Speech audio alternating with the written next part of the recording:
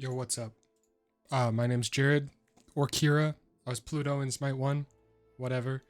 I played the Smite 2 alpha test, and I just wanted to go over the patch notes for this test, read everything, and talk about my experience with the alpha and how I felt about each thing. Because I feel like that'll be fun, even if I don't have the most important shit to say. It's honestly just for fun, but I like talking about Smite. Okay, so alpha test status. We'll just start from the top, and if I see something I want to talk about, I'll talk about it. Hopefully it won't take too long. We philosophically believe that the best way to make a game like this is side by side, blah blah blah, sure, whatever. For this first alpha test, we want to focus specifically on core combat gameplay and the technical systems that ship the game players. Okay, cool.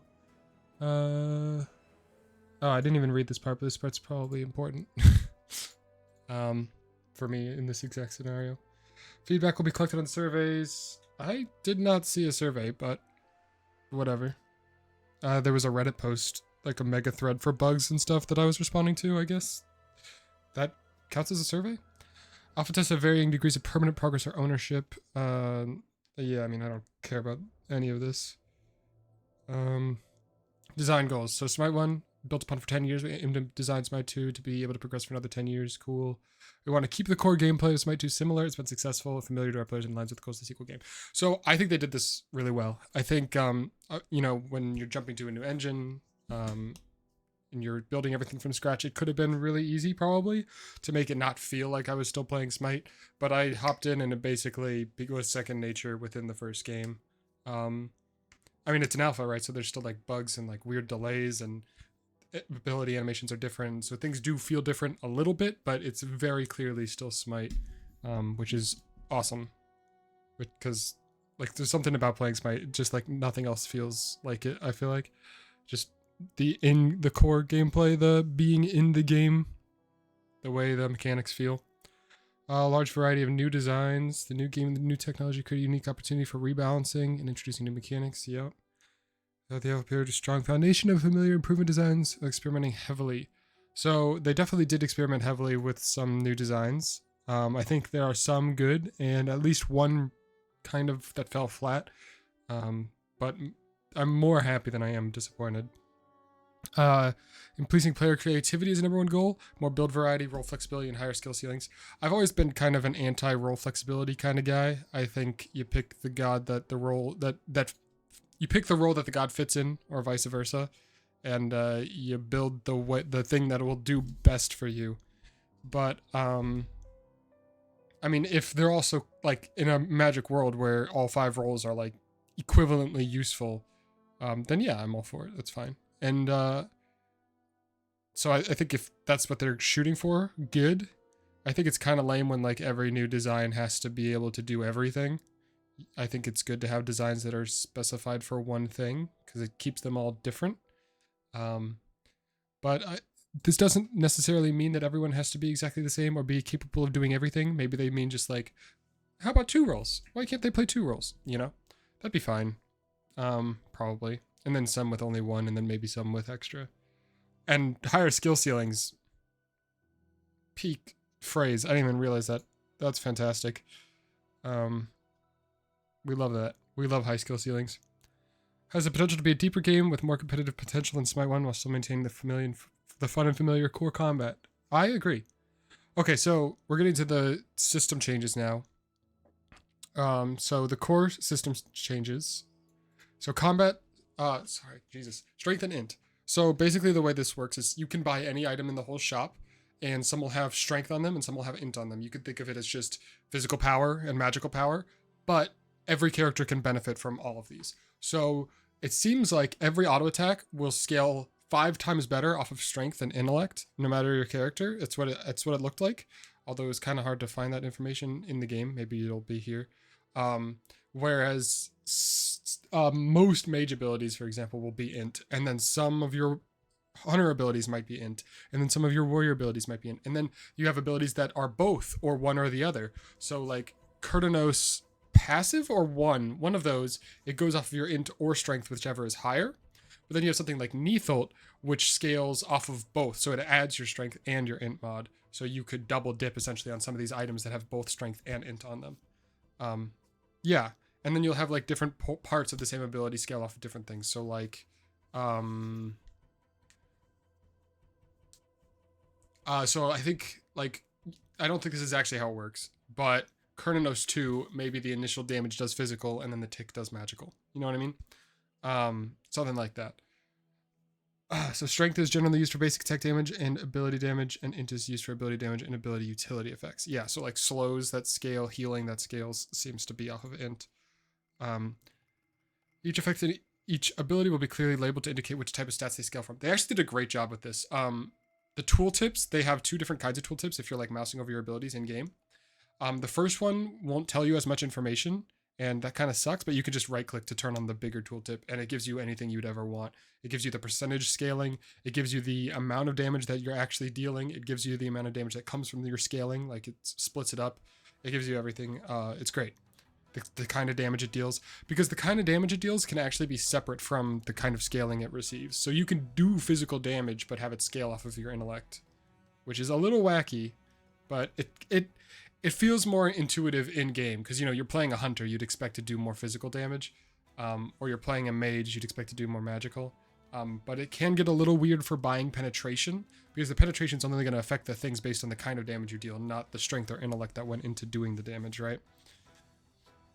Magical and physical damage. Any god can now deal either one. Many Smite 2 gods deal both types with the same kit. Yep, I talked about this. Each instance will be clearly labeled. It is. Yeah, so they say generally. It's definitely general. Many abilities scale from the combo and are specifically chosen to deal only one for thematic reasons or balance reasons. Basic attacks can deal magical or physical. Okay, so I actually wasn't sure of this. This part in particular. I knew about this part, but I wasn't sure about the kind of damage. So, but all basic attacks on the game currently scale based on this. Okay, so that's interesting. I wasn't sure, so I was actually building physical pen on Zeus, but when I was doing my auto attack build. So maybe that was wrong. I think that was like my one thing I couldn't find in game was like a tooltip for my auto attacks. So I guess I should have read this, but maybe that's some feedback. Put that tooltip in there somewhere, because the K screen doesn't exist yet. And might not. We'll see. Prots, they work just how they did. Yeah, I didn't really notice too much about prots. Yeah, I didn't really notice prots being any that special. I only played like one game where I even bought prots, but they were fine. So CDR has been changed to cooldown rate instead of reduction. So instead of it being a percentage value of your cooldowns that you're shaving off, like in Smite 1, the cap is 40%. So 40% of your cooldown will be gone. This is a scaling diminishing returns stat. So essentially it's like the more you have of the number, the slower your cooldowns go. Or sorry, the way you should think of it is the more of the number you have, the faster your cooldowns tick, right? And so this is going to DR, as you see, but there's no cap, which can be really nice for if you just really need the items and they happen to overcap. It's like, well, I overcapped. You don't have to worry about that. If you're picking up a blue buff, you'll never have to worry about that value overcapping. It'll always be there. And I think it also helps for like team buffs that give CDR to other people. Because now it won't be useless if they're overcapped, which they generally already were. And you're also not going to have a situation where like every mage build needs to cap CDR. You know what I mean? Because there's no such thing as capping CDR. So lifesteal is now just lifesteal, so everyone can have the same kind of lifesteal. There's no reduction for AoE, but there is a reduction for minions. Or, yeah, so you're not lifestealing that hard. I think Anubis 1, like early levels, was literally just ticking for ones. But that was kind of funny, but it's fine. What is this? Oh, yeah. So this is if you had 30% lifesteal, 30% of the damage you deal would be healed, and 10% to everything else, because it's a third of, yeah, what you have. So they got rid of flat pen as a stat. So this is, they say here, it's a little deceptive, because there's definitely things that reduce pen, or reduce prots by a flat amount. So there will be things like hitting enemy gods with CC, so Stone of Binding, right? That's basically still in the game. Percent pen is still on the game, and so are like kins. I will say the percent pen is different. Again, there's no cap, and you can get a lot of percent pen from like one item, but a lot of the time that item will have very low stats. So the Executioner, it's like 10 strength, 12 attack speed. That's it. But you get 10% pen for every auto you hit on a god or a jungle boss, which is, I really like the or a jungle boss phrase. That's really important. But that's up to 50% pen just for hitting 5 auto attacks. That's crazy. That's a lot of pen. Crits, bleh, include all the modern smoothing. Yeah. It's cool. Crit Ymir, blah, blah, blah. Everyone keeps talking about it. It seems okay. Crits didn't feel like they hit that hard. The crit build honestly felt pretty weak, so I didn't play with it too much. But it was fun. I played with it on Zeus, and that felt good, because the charge increase to your auto attacks compounded the crits. So that was pretty sick. The movement felt like exactly the same. Yeah, just like it's right one, all these things. You no longer gain movement speed. You're full speed level 1, no boots. You don't notice. Like, I guess all of these things are nice. You don't have to think about the movement speed. You don't have to be slow. You can always just feel fast, etc.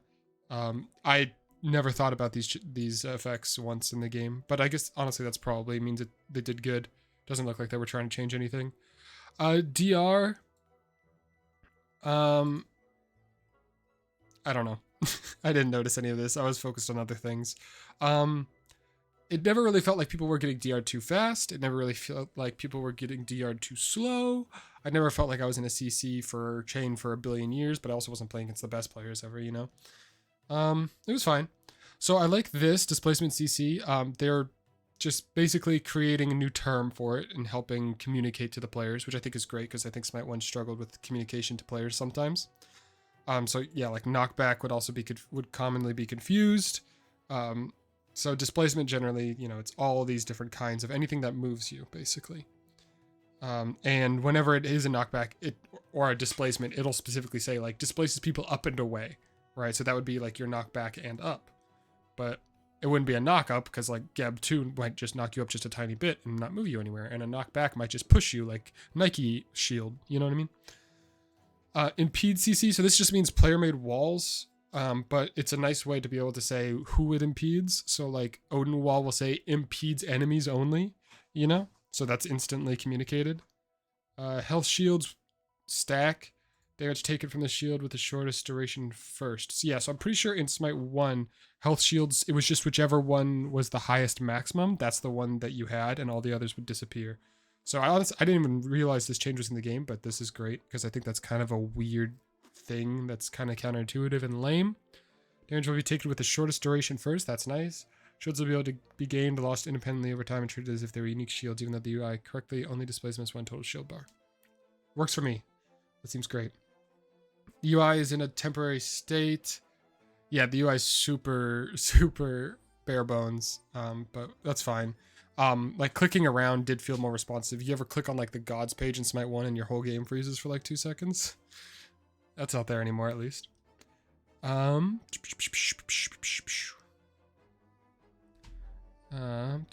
Queuing was whatever. This is just talking about how the alpha is going to work. So Conquest roles, they say role queue and assigned roles are not ready yet. That's true. We'll have a function for players to select and trade roles. Yeah, so trading roles is cool. The selecting roles was cool. I got carry every time because there was a keybind to open the so when you loaded into the lobby, you would have like a conquest, blah blah blah, and like the god screen, the god selection screen would be behind that, super blurry. But there was a keybind to open the role selection. And once I memorized that keybind was X, it was just one more step of memorizing where carry was on the list. So I would hit X and click the very blurry carry button and just get my roll every single queue, which was funny. But maybe that shouldn't be allowed. The role trading though was cool. I guess they really want to encourage using this, probably because they want to make sure it doesn't bug the fuck out. And I don't think it did. There was something really strange with this where my friend didn't pick a god fast enough.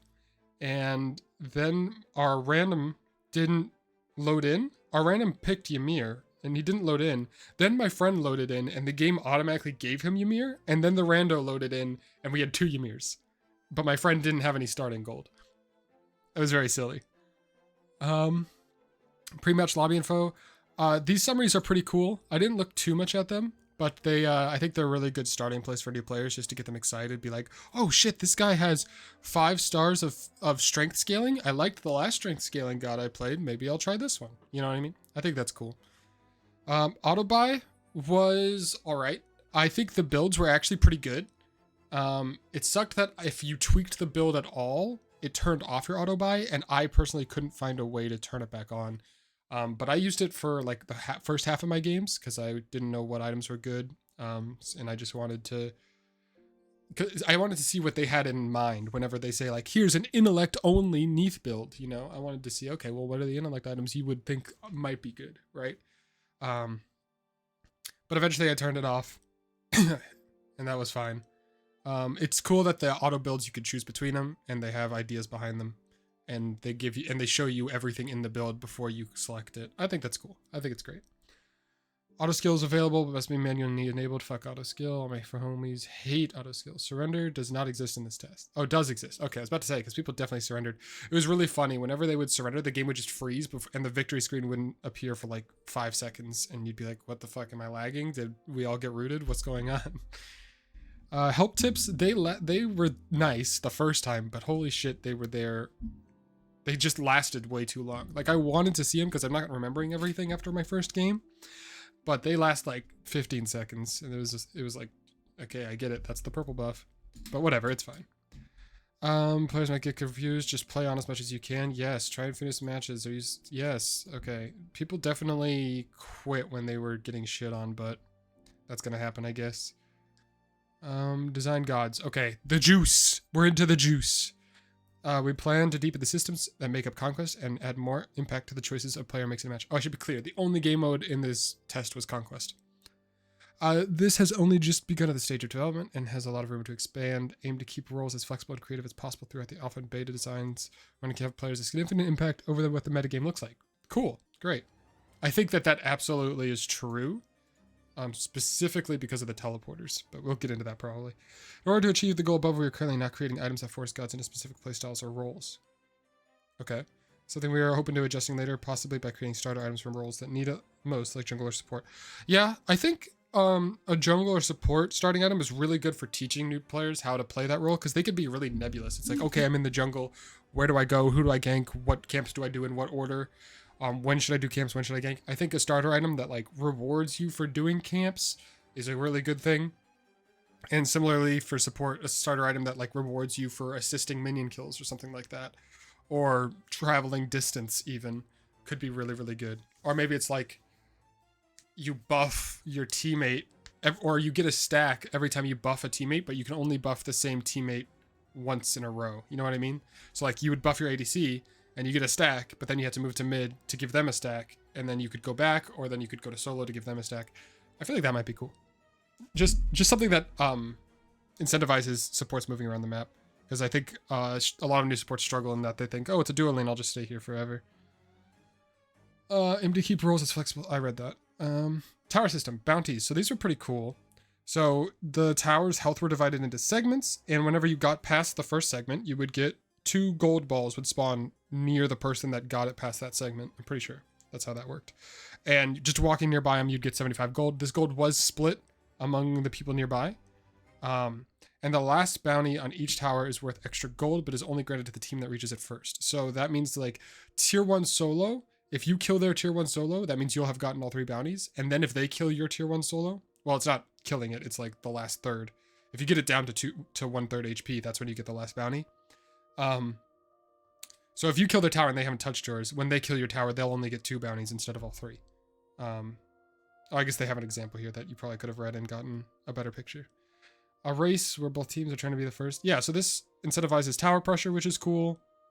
But it also incentivizes, like, I think there's going to be, like, greed around it, where you're trying really hard to get that bounty and then you die to a gank.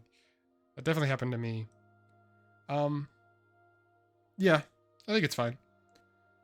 Yeah, it's just fine. I guess it rewards you for being, for having pressure, which is good. You should want to apply pressure, right? You shouldn't want to do nothing and not interact. Minions can be executed with a basic attack. This is cool. I think this is probably most impactful for like guardians in the dual lane, or as they're just farming for themselves, or maybe mages or warriors in the soul lane, or guardians in the soul lane, that kind of thing. For hunters, it was nice, but a lot of the time auto attack would have just killed anyway. But it's cool. It's cool. It makes sense.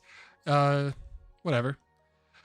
Periodically spawn an extra Minotaur. They are tanky. You could just think of these as like brute minions, but ranged. That's kind of what they are. They're not that strong, but they are kind of strong.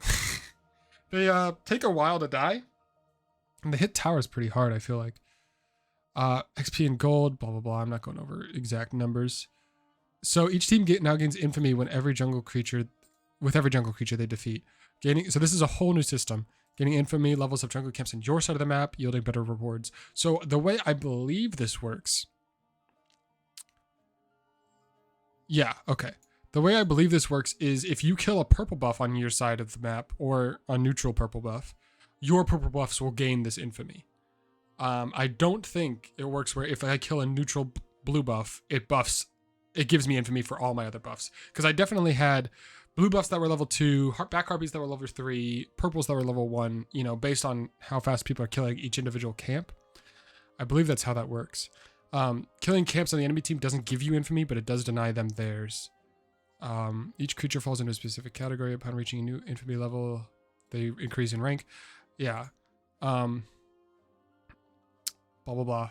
So basically, at beginning of the game, nothing gives a buff, so you don't have to worry about grabbing your buff. You just grab XP before the lane, or you just start in lane, not sure. Then red buff gives you dots on your autos and abilities, and then the dot will heal you, and then the dot deals extra damage, twice as much damage, and heals twice as much. And it's magic damage. So kind of your classic red buff, but just a little different, and it has some healing. Yellow is movement speed buff. So this is cool. So taking damage always removes stacks, but not dealing damage. So if you're chasing someone down, you'll still have this movement speed. So there might be a counterplay development where you try and hit the person with speed buff once just to get rid of their speed boost before you run away. Maybe. Or at least like throw something back at them, even if you don't plan on killing them. Purple buff is just AoE strength and int, so Hunter could grab this. It's like, I guess it's AoE red buff. So it is pretty strong on the Hunter, I feel like. But if the support's next to them, it won't really make a difference. Satyr, this is pretty cool. When you hit an enemy god with an ability, you gain CDR. Or sorry, you gain prots, and then it gives CDR based on the level. So you could see that like at the end of the game, it's nice that it's his cooldown rate and not a capped percentage, right? Because now this isn't going to waste. Harpies, I think this might be the strongest buff camp of them all. They drop a stacking flat 300 HP shield. That goes to 900. You put that on a carry? That's crazy useful, man. 900 extra HP on a carry is really strong. And it stacks with other jungle buffs. Really good. So like if you're Phoenix Saging and then you kill the Phoenix and then you're leaving, you just grab their harpies and you just get 600 HP on your fucking carry. And now you're like, if they try and chase, you're just in a great spot.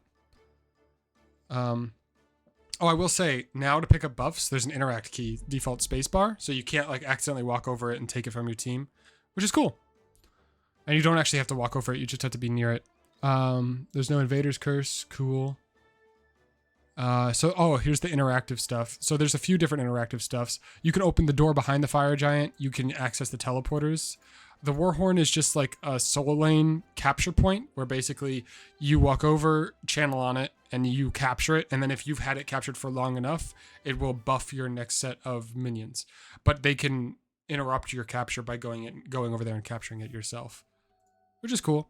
Gold caches are just like, I was calling them bounties, but yeah, caches, they're just like tiny little circles, one in each lane. It's just neutral farm that hits your whole team. You interact for like 2 seconds and everyone on your team gets 30 gold. Definitely strong and something to prioritize, right? Because altogether that's 90 times 5, which is 450 gold across the whole team. That's valuable. If you're getting all those, you're getting a fucking lead. Yeah. So that stuff's cool. I like it. Jungle buffs, interact key to open it, blah, blah, blah. You can interact. Oh yeah, so you can replace your buffs. That's pretty cool. I did like that. Yeah, and this I didn't expect, but that's nice. So if I have a level 4 speed buff on, or a level 3 speed buff on, and I pick up a level 1 speed buff, it'll just refresh my level 3. It won't give me a level 1, which is nice. Gold Cache, talked about it. Warhorn, talked about it. It takes 40 seconds to capture and has a 90-second cooldown period. Okay, cool. So yeah, teleporters I think are massive. So you have one in each corner. And so these two will be linked. So like chaos teams will be linked and these two will be linked. And the way it worked was a lot of the time I would get pressured in my dual lane and then either kill him or not. And then I would take their teleporter and end up behind their solo's tier 1. And then I could gank their solo laner. And then after I'm done, I might be on cooldown with the one I just took, but I can go take my teleporter, my team's teleporter, and come back to my lane just like that. So I think that opens up a lot of like metagame development of, should the solo lane be ganking duo? Should the solo lane be ganking mid? Should this duo lane be ganking solo? Like, there's a lot of mobility. You can gank as a jungler and then like hide out in the side jungle and scare the duo laner into being passive. And then all of a sudden you're in solo lane. And so both lanes are kind of being pressured by the jungler there at the same time. It's kind of, I feel like there's a lot there.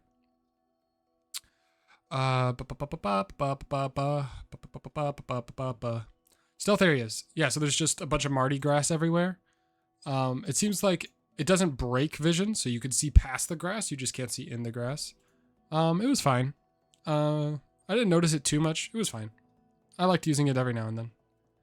I'm trying to go a little faster, I guess. Okay, so Gold Fury is cool. So they made each time you get the Gold Fury, give you permanent impactful buff. So the first time, the fountain speed, the movement speed you get after you leave the fountain is doubled. Great, nice, helps you farm faster. Just a nice little thing. It's not super overbearing, I don't think. It's pretty strong, but I don't think it's super overbearing for the level 1 Gold Fury. Second kill, everyone on your team gets an aura that gives DR and power to your minions. Definitely good for sieges. But holy shit, the third kill for sieges, everyone in your team gets 50 procs just by being near a structure. Your structure, their structure, either one. And 25% true damage against structures. Like, this is so good for fucking sieges. Actually crazy. And then Gold Fury transforms into Ancient Fury after one of the team has reached 3 kills. This one's bonkers. What is this? This is just Bull Demon in Conquest? I didn't even know this was in the game. We got it once and I read the tooltip. I was like, holy shit, the game's over. We won. So, yeah, like when you get this, you're probably winning the game off of this. So this is like a really, like trading FG for Gold Fury is interesting now, because one team will have the FG buff, but the other team won't have to care about your structures. Who knows? Who knows? Yeah, Gold Fury applies anti-heal. So FG, he has a new kit. It's cool. He dies before he gets to use it, and I say that even though I like 2-manned it, and it took billion years, but it felt like, I don't know, it felt like he wasn't that scary. Like, he definitely hits the person who's taking him hard, but I was hoping, I guess, for more mechanics that other people would have to deal with. There's a little bit of dodging here and there, but I never had to let go of auto attack or anything. It's not that bad. Buff is strong. Each time the buff gets stronger. Good. Yeah, anti-heal debuff on hit. So he doesn't do an anti-damage debuff on hit anymore, which is interesting. XP splitting rules match Smite 1. Cool. Gods. The real juice, actually. I said juice before. This is the realest juice. Let's look at their design goals. Flexible systems, unique kits. We want each god to be unique in the abilities it has. Each god should bring something new to their team, be it one large feature or unique combo. Great. Good. At the same time, the base stats, items, and other systems of the game should support as much role flexibility as possible. That is, so these two things I think compete with one another, but I do think that there's a way to maximize both of them that's good. Blah, blah, blah. Crit Ymir. I will say strength ADC Zeus. We'll get into it, but really good. Yeah, whatever. So they'll no longer be labeled by class. I didn't realize this, or confined to restraints. They will be some of their parts and can have combinations of kits and base stats that will not fit into a definition. So as a new Smite player, I really liked classes. This is just me. Maybe I'm a little spectrumized, I believe they call it. I really liked that they were divided into their sections, and this god goes here, this god goes here, this god is for this god is for this. And I kind of don't like it whenever people would take the gods and move them out of their categories. But I guess without categories whatsoever, I lose. It seems like everyone who wanted to move gods out of their categories, they won. You know what? That's fair. Whatever. I'll take it. That's the direction. That's the direction. It's preference anyway. So with no classes, gods will be defined by their key properties. So yeah, you'll have a range versus melee. Yeah, so this is like a little on a little summary of the god, it'll give you like 0 to 5 blurbs, and it will tell you like, okay, how much basic attack damage, how much ability, how many defenses, how good can they use strength, how good can they use int, and then some playstyle tags. I remember loving these when I was first playing Smite 1. Because there were so many gods to pick from, I was really just looking for categories of gods that I could fall in love with. So yeah, here's a picture. Here's what it looked like. It was cool. I don't think they're perfectly accurate. But they need to be, it's interesting because you don't want to be perfectly accurate, because I feel like being perfectly accurate when you're simplifying like this will be misleading. So like, who is this? I don't even know. So we've got a strength user who is pretty good defense, is like very strong. So we probably got a warrior here. Their attack damage starts off better than most, but it becomes pretty average. And then their ability damage is average the entire game. So I don't know.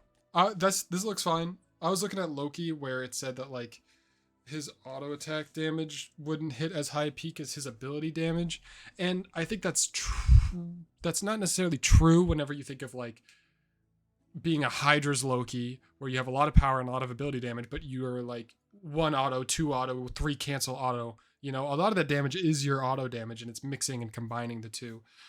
But if a new player saw 5 out of 5 auto damage, they'd be like, oh, I should buy crit and attack speed. It's like, no, you shouldn't do that. So it's hard to be accurate exactly without being misleading. So they should probably focus on not being misleading, I would say. God ability text, blah, blah, blah, short and long descriptions. Yeah, so I mentioned this earlier. You can right click to see the full tooltip. So these are the full kits. I'm definitely not going over all of them. I'll just talk a little bit about each one. Anhur, very few differences, but Anhur's fantastically designed anyway, so no worries. Having flat pen, essentially, built into his passive goes a long way. I didn't realize it could stack up to 2 times. That's crazy. I think before it was just once. I'm not sure if it reduced as much in a single stack, but whatever. So the main difference with Pillar is that there's an inner circle to Pillar that slows even more, which is great. Rewards you for Impale stunning on your own Pillar. Fantastic. Impale, fine. It doesn't really feel that different. It's a little, like the animation's a little off, but it's still Impale. It's still great. It feels great to use.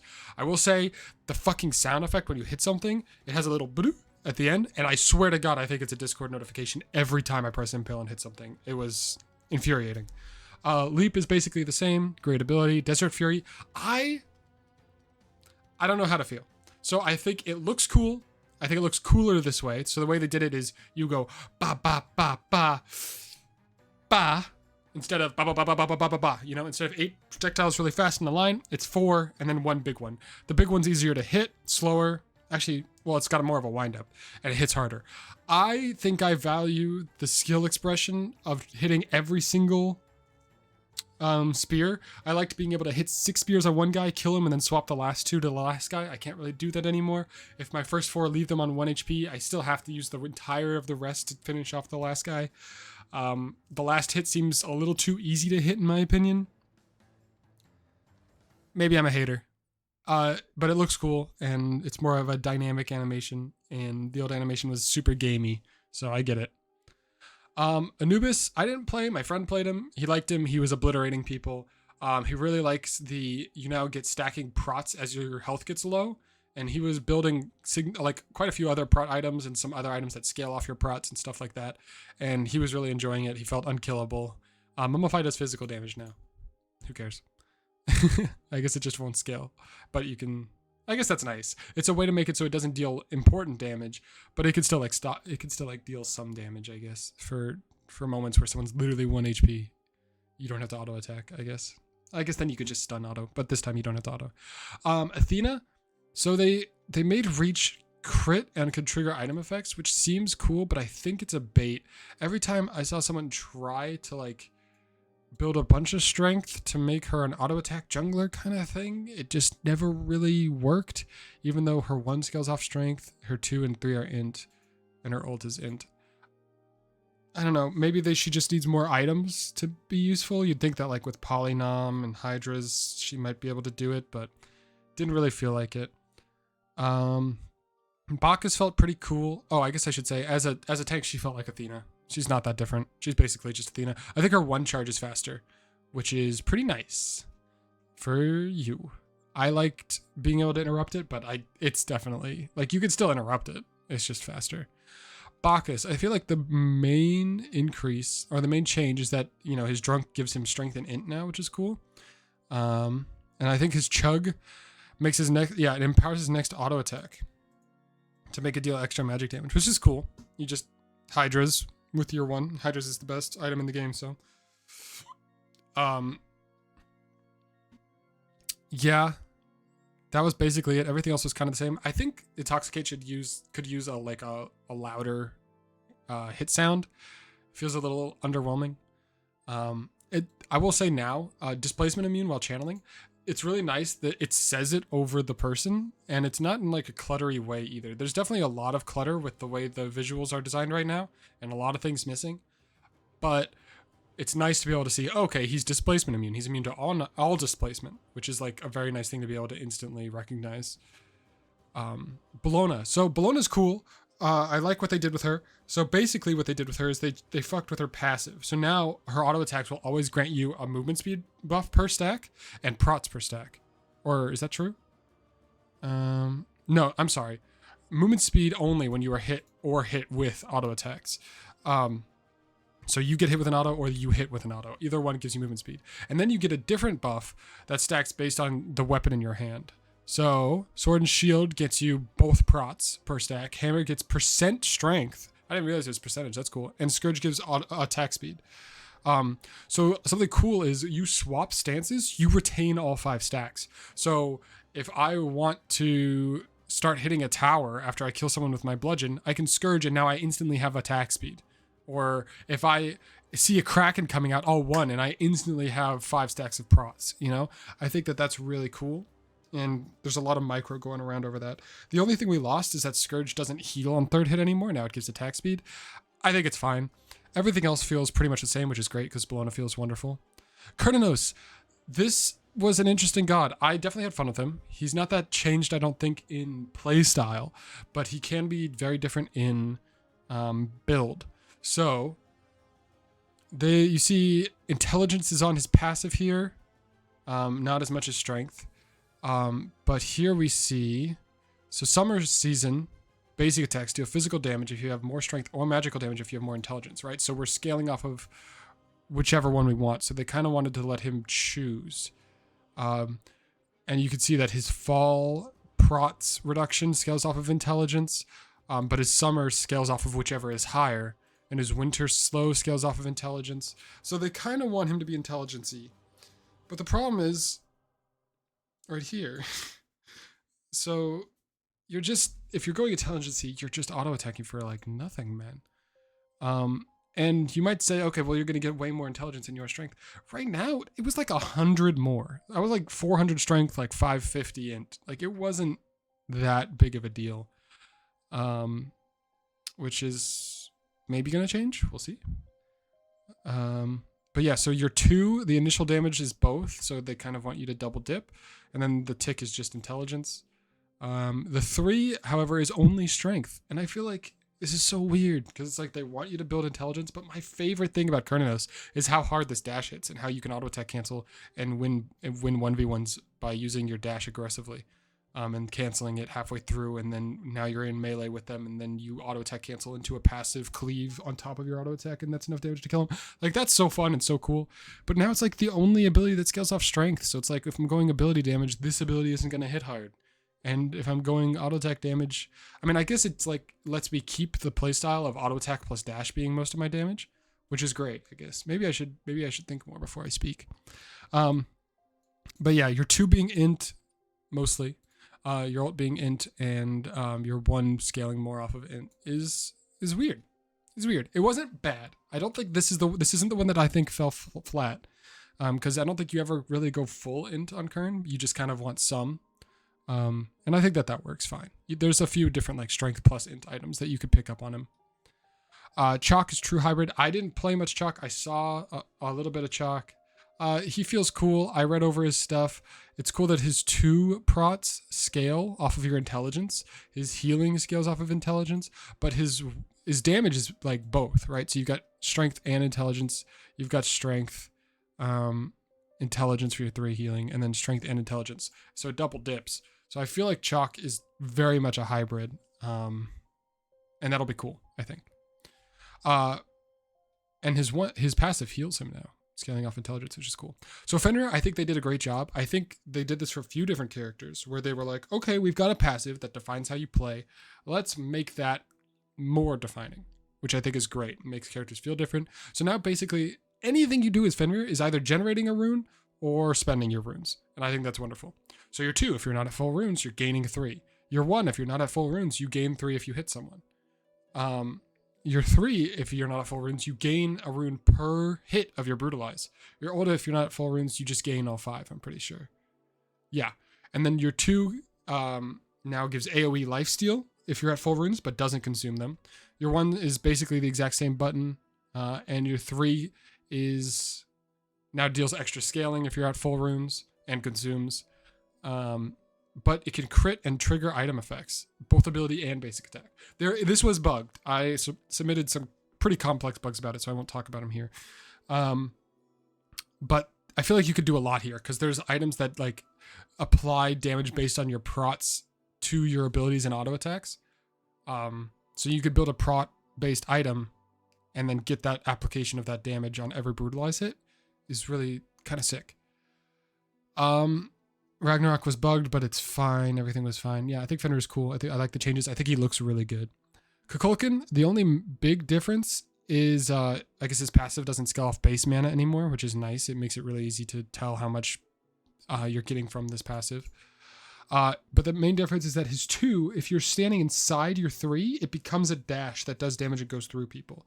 I think it's really strong. I'd be careful about this. I think it's really cool because it's conditional, but Kuku's supposed to be pretty slow. Well, not slow, but he doesn't have burst mobility, right? He does have movement speed. He does have ways of like getting out and positioning, which is great, but he doesn't have burst mobility. So maybe make this stop on God so you can body block it, make it, I don't know, something like that. But it's fine. Maybe don't make it slow people.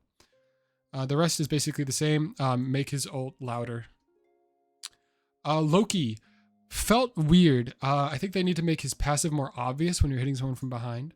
Vanish now resets on kill, which is really cool. I like that. But everything else felt... Oh, actually, the big problem is that his ult... So his ult no longer cripples if you hit the first hit, but it does do the first hit in AoE, but without the cripple, and then they slowed down the second hit, the stun. So it's like really easy to react to. There is no Aegis in the game anymore, so there's that. But you can like react with... Now that there's no cripple, you can react with any dash or jump, and you're just chilling. So I don't know. Neith is interesting. So the auto attack build, I felt unstoppable as Neith. I was so strong as Neith. The hybrid build, pretty interesting, pretty fun, whatever. The intellect build, that's the shitty build I was talking about. It felt so bad. So the way they're doing it is your weave damage now scales off of your intelligence, and you gain stacking intelligence when you break a weave, and now you're going to have more weaves because every person you hit with your 2, every god, spawns an extra weave, and your 2 spawns a weave. Your 3 doesn't spawn a weave anymore, it blows them up. But the problem is, I don't even think these were the right numbers. I think in-game these numbers were different. Maybe I'm wrong. But my Spirit Arrow was hitting harder with strength builds than int builds. And the whole point of the int build is to blow up a ton of weaves and do a ton of burst damage with your abilities. So it felt really weird that my main burst ability wasn't hitting that hard. It was kind of like you're supposed to build that way in order to make your 2 and 3 deal damage. But it felt terrible. Like, I'm not going to walk up and blow my weaves using my dash when I could use my 1. I'm not going to spend my dash like that. So, I don't know.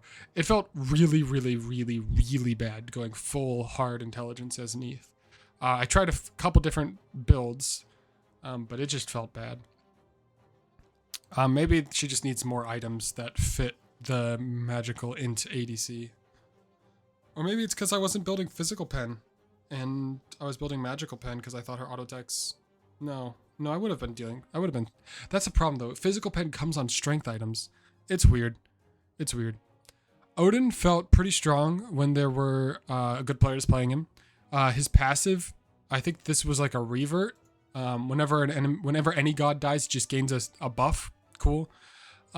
His 2, I think this is a Smite 1 change, so I don't really need to worry about that. Yeah, I wouldn't... He's basically exactly the same. different things scale off of strength and intelligence. So like his 3, the pole steals int, or the scales off int, and the projectile int scales off strength. I don't know. I didn't play him. He felt really strong and kind of oppressive when good players played him against me. But that's Odin. He's fine. Ymir, everyone was fucking doing this.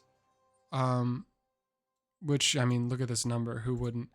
He clears so fast. It's pretty great. Ymir, I think, got a super glow up.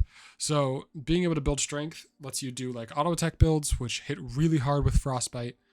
Your wall now displaces people on creation, so it impedes all characters, applies frostbite to displaced enemies. You could create your wall at your feet, which will displace you up and forward, right? So they describe specifically how it's displacing you. So you can use this as like a tiny little dash. You jump forward, and it displaces enemies up and away from the wall. So you can use it to pull people slightly towards you as well, and people just weren't ready for it. But this feels like an absolute ability now, and the fact that it applies frostbite, it's great. You can like wall auto 3, auto 2, auto, and you've just dealt a shit ton of damage. But the mobility goes a long way. Glacial Strike, you can now move while casting it. You're still slowed, and I think that's important, but it feels very different. It's very much a buff and quality of life change. Frost Breath, basically the same thing, but it should be. It's too iconic. And then his ult is basically the same thing. But the wall change and the 2 change go really far, and being able to leverage that strength with frostbite I think also goes really far. Zeus, this is the biggest part, most important part of the video. Maybe I should put it up front. Zeus is one of my bottom 5 gods in Smite 1. I think he is terribly designed. I think his 2 takes a great design and just absolutely ruins it, because like it just does all the heavy lifting for you, and now you don't have to think, and 99% of Zeus players have never had a thought in their life. But now they've changed the 2. So instead of throwing a shield, it just does AoE around you, applying charge, and it gives you attack speed, movement speed, and reduce auto attack movement penalty. This is awesome. This is saying, okay, you can either get in there and spread some charges with your 2. You can use it as a get off me button and spread charges, so that as you're running away, you can get a stun out maybe with your 3, because they put the stun back on the 3 charges of the 3. Or this is I'm going to be faster so that I can weave in and out of the fight, so I can throw off some auto attacks, so I can throw off a chain lightning, get back to safety, weave in and out of these threat zones at all times, be conscious of these threat zones at all times, you leverage that into more charges, and then the charges are more valuable because they're harder to get. I think that's so phenomenal. I've wanted something like this for so long. But chain lightning, super bugged, but it's basically the same ability. Overcharge, increasing damage by 20% per stack. That's 60% increased damage to your auto attacks. I was playing this guy in carry, and he did so much. At level 1, I was getting out cleared, but they thought they could fight me, and they just couldn't, dude. They just couldn't fight me. I would just auto attack them and know that I'm going to out damage them, and beads their freeze, whatever. I'll kill that Ymir before I die, and then I'll probably kill the next guy too, because that first kill gets me level 2 and blah, blah, blah, blah, blah. It was great. Yeah, so your 3 stunning now felt awesome. And your ult is just the same ult, but this change, man, it goes so far. I went full strength build, so I didn't care about the damage on any of these things, but man, my 2 felt so good. With the change to Atalanta's bow, which is so much fun, but probably broken, I was just like holding W and holding left click and keeping up with people running away from me. It was really silly, but it was really fun. Still a hard god though, because if you're doing that, you've got no escape and you're really squishy and blah blah blah blah blah, and your abilities don't hit that hard. It's not that scary to stand in a Zeus ult if he's building full strength. So items, I'm gonna skip to my favorite ones. I guess general items are blah blah blah blah blah blah blah blah blah blah. I guess all items are purchasable is important there. So everyone starts with a ward. You can upgrade it to a sentry ward for 300 gold. It is just a cooldown ward. I think this is good. It maximizes the amount of vision team can have, and also brings up the floor of how much vision you can have. Basically, everyone is always, you're never going to forget to buy a ward. You're always going to have one. You're always going to have an incentive to place it. It's good. Good. Purification beads on all characters. I didn't really care. It felt fine. I know some people complained about it. I haven't looked into the arguments. I did ask, but they just pointed me to a video that I never watched because I'm lazy. But it felt fine. Guardians having beads was whatever. It was fine. It didn't really feel like anyone became unkillable because of it. Didn't feel like anyone was unfair because of it. It was just, you plan around beads. I've been planning around beads. Doesn't matter. Item slots. So yeah, there's only 6 item slots now. I think that's how League does it. Active items. So you can activate different items. I think this is one of the main reasons why auto tech hunters felt so much better than ability hunters. Their active effects were so fucking good, dude. So fucking good. Oh man. Well, when we get to them, I'll point them out. And then you've got your traditional passive items. And then you've got some stat sticks. Puri beads, just Puri beads, vision ward, health pot. So these pots, they actually made them, I didn't notice this, but they tick only over 7 seconds, but they tick way harder than they did. So this is, I feel like these got buffed in the early game. You press this, you're gaining 200 health in 7 seconds. That's crazy, man. That is crazy. So these elixirs are now permanent, which is nice, but they don't stack with themselves, which is great. I like this. I hate having to rebuy 3k pots over and over again. Sentry ward upgrade, 300 gold, permanent upgrade to your ward. That makes it a sentry ward. Fantastic. Tier 1s, who cares? They're tier 1s. They did change the system where you can now, if I buy a tier 1 axe, it'll basically build into anything that has strength attached to it. So if I don't know what I want, but I know I'm going to want strength, I can just buy an axe. That's not really how I build. I always think about the next item I want and then just build towards it, but whatever. I will stop on a tier 2 item I noticed. So Kopesh. When you critically strike, you gain movement speed. This passive is also on a tier 3 item, but it's nice that sometimes you're on a tier 2 and you can have tier 2 passives now. They brought those back. They took them away in Smite 1, but they're bringing them back for Smite 2. Don't know why. I don't know if it's they forgot their lesson or if they think it'll be different this time for some reason.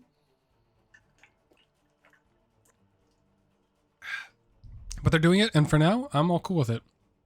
Manchu Bow. This feels really good for a tier 2 item. This passive is on a tier 3 item, but stronger, but it feels really good for a tier 2 item. And this builds into things that don't have this passive, right? So it's nice. But I guess we'll just skip to tier 3 items. This mushroom active that you can place down is pretty good. Heals a lot. Adelanta's Bow. This is huge. So it used to be you needed a killer assist to gain reduced basic attack penalty. But now you just gain reduced basic attack penalty every time you hit an enemy god with a basic attack. And it stacks 4 times. So this just feels incredible, man. It's like a hastened katana on hunters that you only get by actually hitting your shit. Like, that is awesome. It's so much fun. You hit 4 autos and then they don't realize that they're in danger of getting ran down. All of a sudden you're running them down. I think it might be too strong. You might not be able to go this hard with it, but I hope you can, because I think it's really fun and might be fun to counterplay. Because you can count the number of times you've been autoed and understand the threat based on that. This one's whatever, just a strength stick. They have an intellect one for it as well. It definitely felt strong sometimes. I was getting this 6th item on hunters just because I was overlapping 2 different activatable buffs, and that felt really good. When you take magic damage, you gain strength. So I think this could be good for...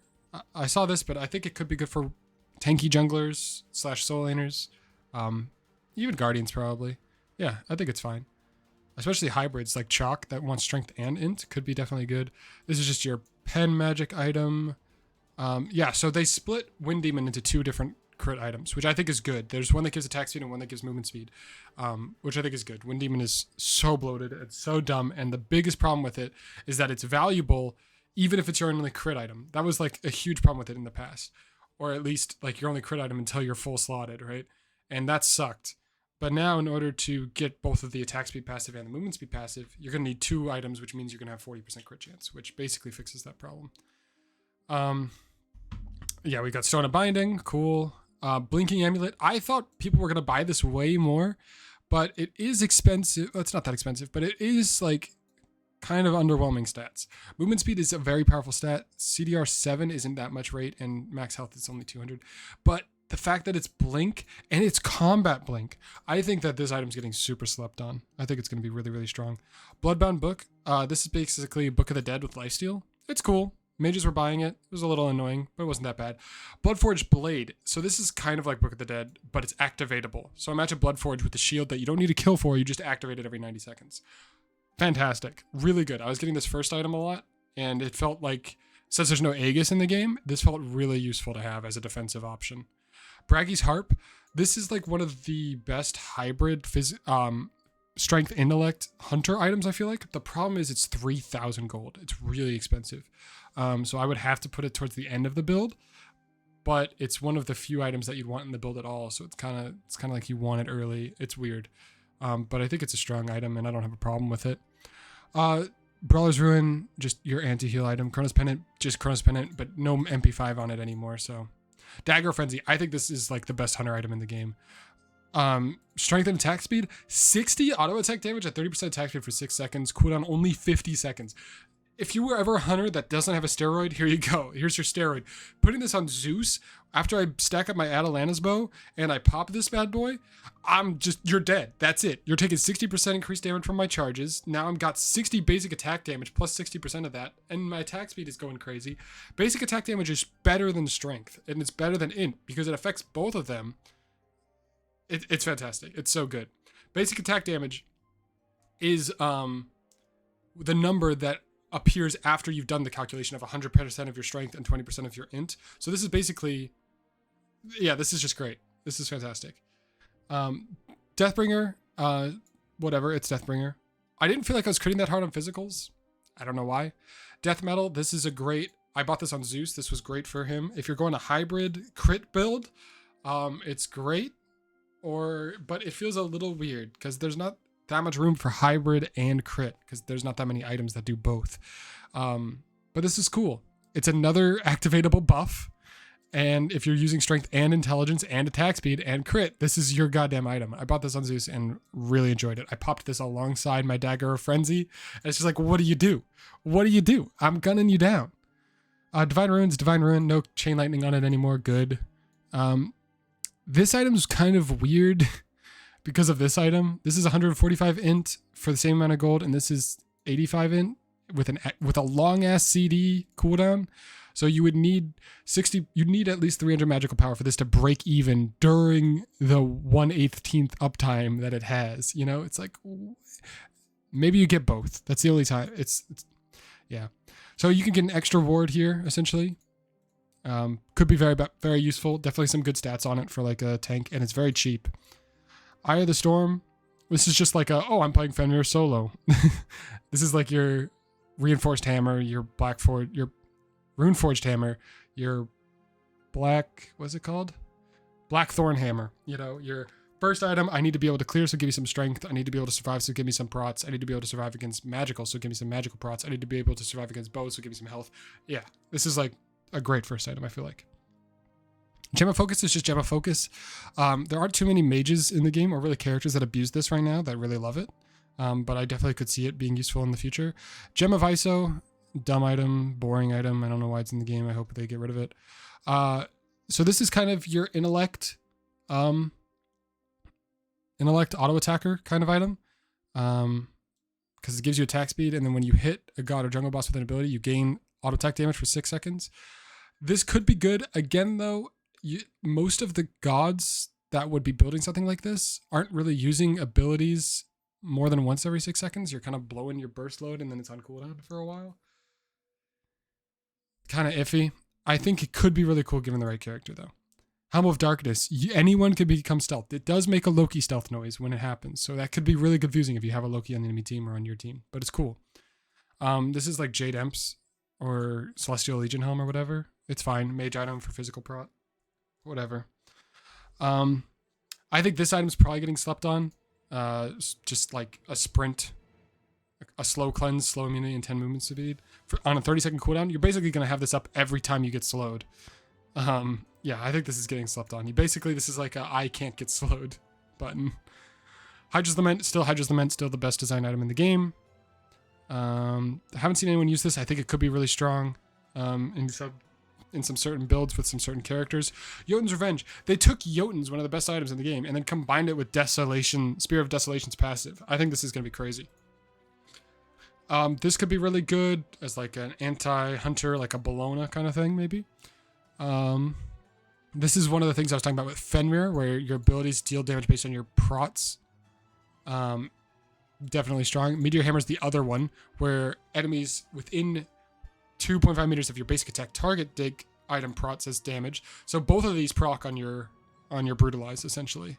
So interesting. This is the other part of Wind Demon, which is cool. Necronomicon I think is awesome. If you've played with old Doomorb back in the day, when you get a kill, you gain 50 intelligence stacking 3 times, but you lose 20 phys prot and 20 match prot, and you lose all your stacks on death. So it's basically I'm being more and more glass cannon until you kill me. I think that's awesome. Obsidian Shredder, this is like Titan's Bane. Yeah, it's like Titan's Bane. It doesn't stack though, so I don't know. I wasn't using it too much because it was really expensive. Phantom Ring is Phantom. Sometimes you're going to need it. There's so many activatable items that I think supports are going to have like 6 extra item buttons to worry about. I think supports are going to have super high skill cap with this. Yeah, just good anti-auto attackers as well as a chase. This actually heals for a lot. You can just have like just heal yourself for like 600 or something when you're a low health tank. Could be really good. Polynom is Polynom, but it doesn't have the CD on it anymore, so that's pretty cool. You could stack this with Hydras if you're like a hybrid. Could be cool. Kin's Blade is just Kins, but it doesn't scale off their HP anymore. It's just, or like the percentage doesn't scale up. It's always 6%, so it's just always really strong, which is good. I think that was kind of clunky. Ruinous Ankh is just a passive anti-heal, sure. This is actually interesting. This is like they say Stasis, so I think they're probably renaming Banish to Stasis. If you've ever played HOTS, this is like a Zeratul ult. You could create an AoE Banish for anyone that's in it. So this means you could banish your teammates out of Krakens. You could banish your enemies into a Whirlpool, a free Whirlpool Kraken. Like, there's a lot you could do with this. It's a long cooldown, but this might be the single strongest item on here. Possibly. It does have intelligence on it, so you might put it on a mage and then like get a free raw snipe off of it kind of thing. Screeching Gargoyle. It's just a AoE silence in front of you, whatever. This is like just your pen option, cheap pen item. This is your Shoguns. This is just passive anti-crit and attack speed. I don't love anti-attack speed being passive, but anti-crit being passive, chill. I don't like crit. I wish it wasn't just chance though. I feel like then you're just like, when you get a crit, you just feel even worse. Whereas if it's crit damage reduction, it's like, oh, I don't feel worse, but at least I took less damage, you know? Soul Devourer, this is just Soul Eater. Soul Reaver, sorry. The problem is it's current HP. So this will never kill someone. I literally was ticking on a Ymir for 0 because he was so low. So it just didn't kill him. Which was a little silly. But that's fine. This is cool. I like the conditional. If you have more than blank, gain blank. I think that's cool. Stampede is just your sprint with stats. Sunbeam Bow is just stat stick. This is your shell with stats. This is AoE beads with stats. This could be crazy in certain matchups. This is also really good, I think, for like assassins trying to get around the jungle really fast. I think this is really good for some of them. Executioner, I think, might be insane. You can gain up to 50% physical pen for hitting 5 autos. The Nems, this is your Thebes. The Reaper, this is like an overshadowed strength lifesteal option, I feel like. You have to hit an enemy god that is below 50%, you gain lifesteal. It's like a little weird. Yeah, it's a little weird. I don't think it compares very well to the other one with the shield on activation. This one's fine. It could be useful if you have like a really strong ultimate. So this is just Magical Executioner, but I don't think it's as good because it's a lot harder to stack 5 times with an ability than it is with an auto attack. I don't know, we'll see. Passive AoE Strength and Int is interesting. Passive hybrid item. Could be really good. And then we just got some more stat sticks. I think that this is probably long enough.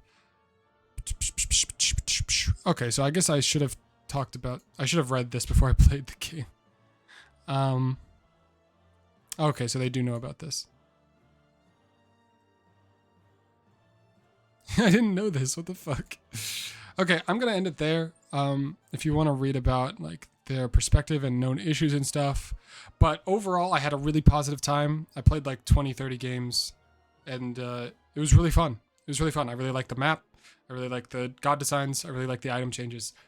I'm really excited for Smite 2. So yeah, let me know what you thought if you're one of the 25 people watching this. Okay. Thank you.